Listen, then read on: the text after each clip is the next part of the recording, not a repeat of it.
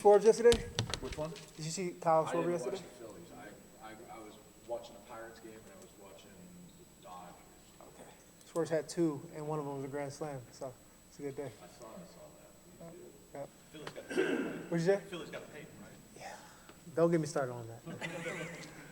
So where do you feel like you guys are at as a defense, year two in this scheme, you know, a little more familiarity and all that? Or? I think we're definitely kind of like in the spring. You know, obviously it's not the first year in the system, the second year in the system. I mean, we've added some new guys, but it's more about picking up where we left off rather than like installing it for the first time. So I think we're ahead in that facet. I think we're doing some different stuff, some stuff that worked in the spring that worked really well, and then we're showing a lot of different looks. And I think, to be honest, we've done pretty well so far. In your time here, you've been through a few preseason camps. When you guys make the transition into full pads, like how often do you go full tackling like you did on Monday? And how was that? Well, I mean, they limit a lot of the full tackling stuff now that the rules changed. I don't know the specific number, but like yesterday was the first day of full pads. We had a period that was live, so that was full tackling. Then we have two scrimmages always in fall camp, so those are full tackling. But in terms of like tackling to the ground, not very much, but we thud a lot. Whenever we're in shells, at least we're thudding. So Do you guys like, I mean, as a defensive player in particular, do you like being able to bring guys to the ground in that change to like do it right out of the gate as soon as you get in pads to kind of give you a mental feel of it? yeah. I mean, like everything we do, we're training for a game. So everything you practice is for the game. So a lot of times you're talking about thud, tag, like you can't tackle every day, right? That's the same thing as professionals. So I mean, like everything is to train for the game. So when we're going and we're in thud and tag, a lot of times you can't actually thud them. You're coming from the side, so you got to tag off. And a lot of times the question is, oh, does he make that tackle? Well, there's no question about it if you're actually playing live and you're tackling them. So, I mean, there's one thing to practice it, and you're making the most out of what you can. But when we're out there playing football, I mean, we're playing football. This is admittedly less of a football question, more of an aesthetics question, but the custom face mask. What went into that process, and how did that work on your end? So Deion Dawkins for the Bills had something very similar. It was more of an offensive lineman helmet. And we had saw it, our equipment staff, Jacob, one of the assistants, that saw it, and he was like, would you want to do something like that? And I was like, yeah. And I was like, well, will they do it? I was like, we could reach out. And we reached out to them, and like, they were really nice. I don't remember the name of the guy. They were more familiar with him, but they were like, yeah, we can. And they made a custom one off of the face mask I had, which was more of like a DB face mask, and I think it looks pretty cool. Sorry, my bad, boss. Your first game was 2020. Yeah. Does that seem like 20 years ago? Something like that. You know, it's funny because like that was the COVID year, and it was seven games, and I actually missed the first game. So the cool thing about it, and I was talking to my dad, you know, we play Western Michigan on August 29th, 2025. For those who've been here, I mean, I had a great sophomore season, and in my junior year, I was expecting to take the next step. And ironically, on September 2nd, 2022, we play Western Michigan in the same stadium. So for me, it's kind of like full circle. You know, it's a chance to get out there and do what I can do, a new opportunity. I can never take it for granted. What did you learn? Dad and your uncle. After you, boss. What kind of lineage do you always reminded of here of being a Spartan and what it means? I mean, whenever I walk into the stadium, you can see my uncle's name in the stands, and I mean, that's one thing. But the thing that my dad and uncle, you know, obviously they play different sports, but it definitely shows is they all played hard. And not just my dad and uncle, everybody in my family. Goes down to my little brothers who are playing basketball right now. So just play hard, play to the whistle, and then at the end of the day, know what to do and do what you're supposed to do. A lot of freshmen and underclassmen come in with wide eyes sometimes to a big-time program like this, and I'm curious, the lessons over the past few years from your career, what can you teach them about what college football is like? I think the best way to approach college football, because obviously we all want to be professionals, is to approach it as much as you can in a professional way as early as possible.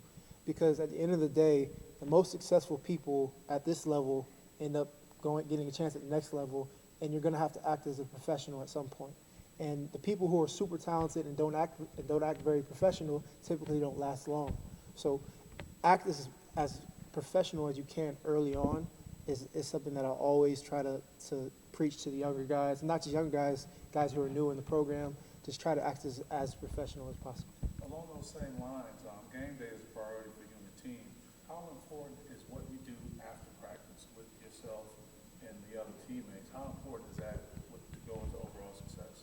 I think kind of like harping on what I just said, it's like there's so much that goes into the game that is outside of just actually playing the game. You have film study, you got to know what their tendencies are on top of how we're attacking those tendencies. And on top of that, you have to understand things that we've maybe not have done as well in the past. So those are things that they'll target and know that those are the things we have to be better with. And then know our strengths and then how we can incorporate those into what we're doing. So that's one thing. On top of that is the recovery process, which you know is big on my end. Like for me, I talk to a lot of, I've been blessed to know a lot of people who are playing professionally, both in basketball and football. And I've always just asked them questions every time I'm with them, like, hey, what are you doing to like help with this and help with this? And so a lot of the practices like yoga, to do that daily, Pilates on the weekends, things like that. So just flexibility and then trying to be as healthy as possible, just harping on those things. But there's so much to go into football that's outside of actually playing the game. What's your non-football relaxation tool that you use outside of yoga or something like that? For me, I like to kind of just, if it's not football related, I just like to design, I'm artistic, I like to do artistic things. Anything kind of with electronics, it doesn't necessarily have to be designed, but like a few weeks ago, actually, I went to the Met, which was pretty cool. That was my first time going there. So just kind of like being able to see other people be creative, I just love looking at that stuff. Darius, we've heard from a couple players this year, this week and a half Camp, or so. yeah. And even going back to Vegas, but people seem to be saying more like there's more buy-in, more connectivity on this team, and maybe I guess sort of that reflects that last year there wasn't as much. I guess people you hear like more guys want to be here and that type of thing. You've been in a whole bunch of different kinds of locker rooms in your time here. What was sort of missing in that regard? You feel like, and is it here now? If you get what I'm saying. I wouldn't necessarily say we were missing as much last year or things in the past. I think if you look at the best year that I had, so that's 2021, a lot of guys were like friends outside of being around here. And whenever you have guys that are friends, it makes you want to play for each other more. I think that we've incorporated, or I think that we've become friends outside of here. A lot more guys are hanging out. I think that some of the stuff that we do, we started last year, but like we have some teams for like some fall camp stuff with each other. Allows you to be with some positions that you wouldn't necessarily be with. So like I got a couple offensive linemen in my group.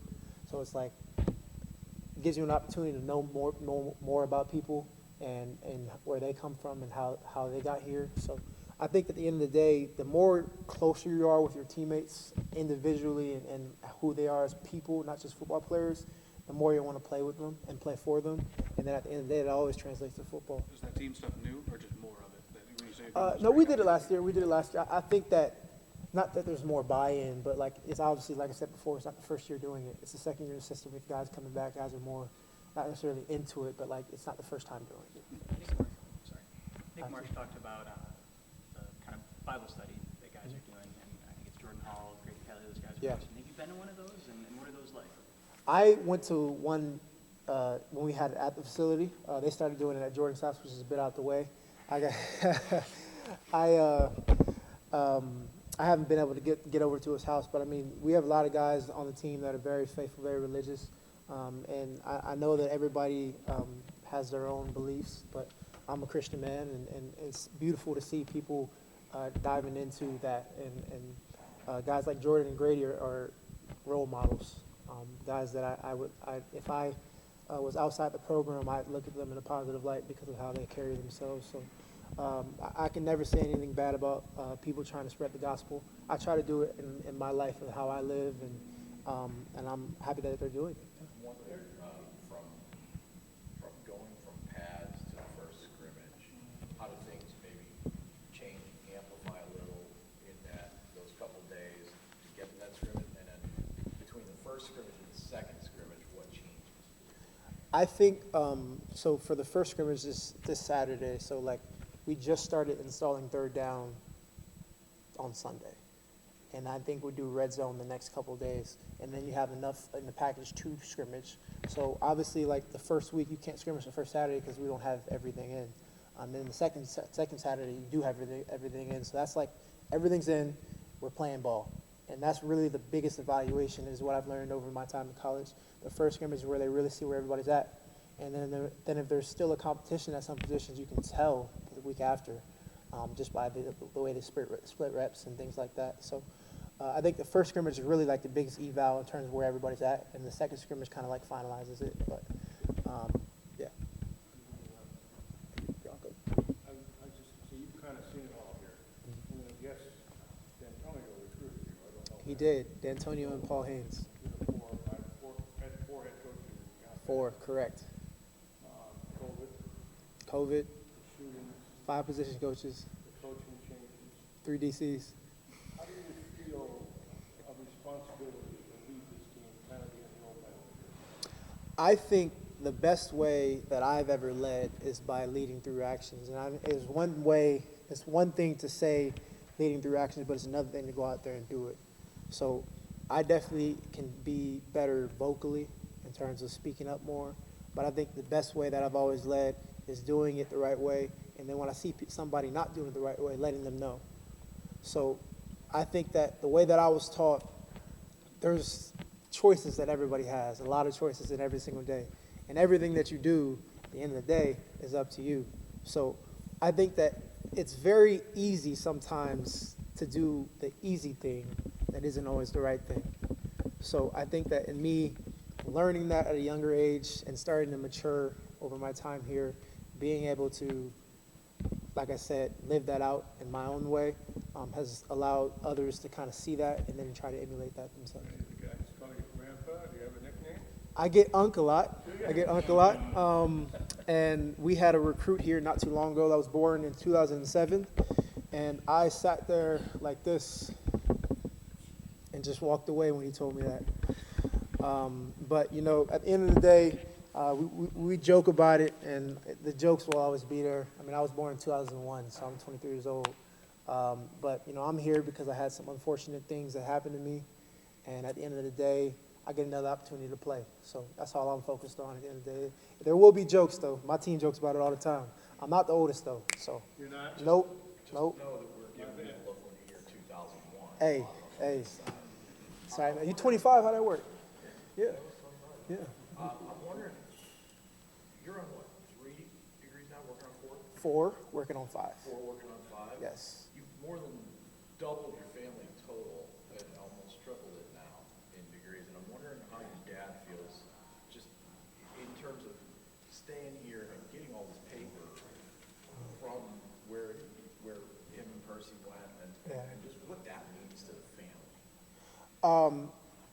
One thing my dad told me when I first, like the night that I got hurt, in the training room at the stadium, and as we're heading out, and he was like, end of the day, like the work to get back, just another type of work.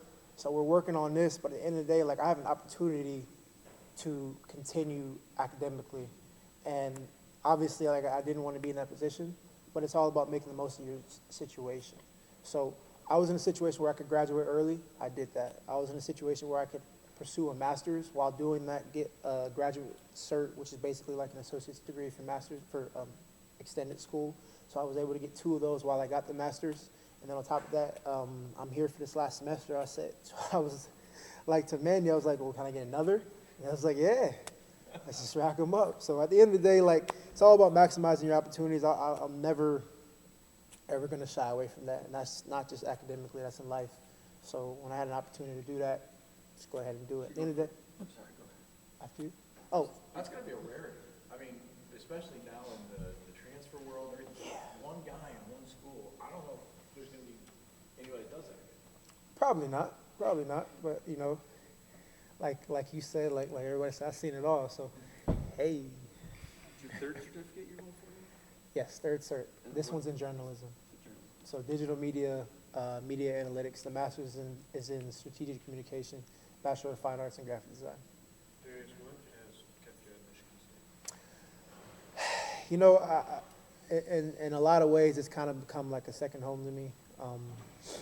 I don't tell people I'm from Michigan, but I do enjoy it here. I'm friends with a lot of staff, not just on our team, but across the campus and across the athletics.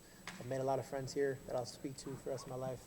And at the end of the day, I feel like from a football standpoint, through everything that I've been through this year, I have an opportunity to do a lot myself, and I believe we have a lot to do as a team. So at the end of the day, like, it's all about maximizing opportunities. I feel like I have an opportunity to do that. My bad, boss. I feel like I have an opportunity to do that here. So. Darius, what's catching your eye on offense? I'm curious what you're seeing on those sides. On offense, I think that we have created a lot of explosive plays. And I think that, well, maybe not a lot. You know, the defense has done well. Sorry. But we have a chance to create a lot of explosive plays. I think that Aiden's been very conscious in his reads. I think that he hasn't thrown, I don't know if he has thrown a pick this fall camp so far, which obviously is a good thing. And I think from a receiver standpoint, we've done really well recruiting and bringing guys in. I think they're gelling together. I think the offensive line, everybody's kind of taking a better step backs too. So I think everybody's taking a better, a step forward. Same as the defense, because obviously it's not the first year in the system. So I'm definitely looking forward to see what they can do against somebody else come 29. I want to ask you about the face mask too. I mean, when you come in with that, guys got to be jealous, I assume. Doesn't everybody want to get their own now, or how do you feel about that part? A lot of people ask about it. I don't exactly know how Riddell's going to do that. I do know right now I'm the only person with it, so I'll enjoy that until somebody in the NFL gets it, and, you know. What do you like about that? Specifically, what do you like about that face mask? What do you like? It's a snowflake, man. It's a snowflake right here. It's cool. I got some celebrations planned for when I make a play. You'll see. You'll see. Yep. Appreciate y'all. Yep, no problem, boss.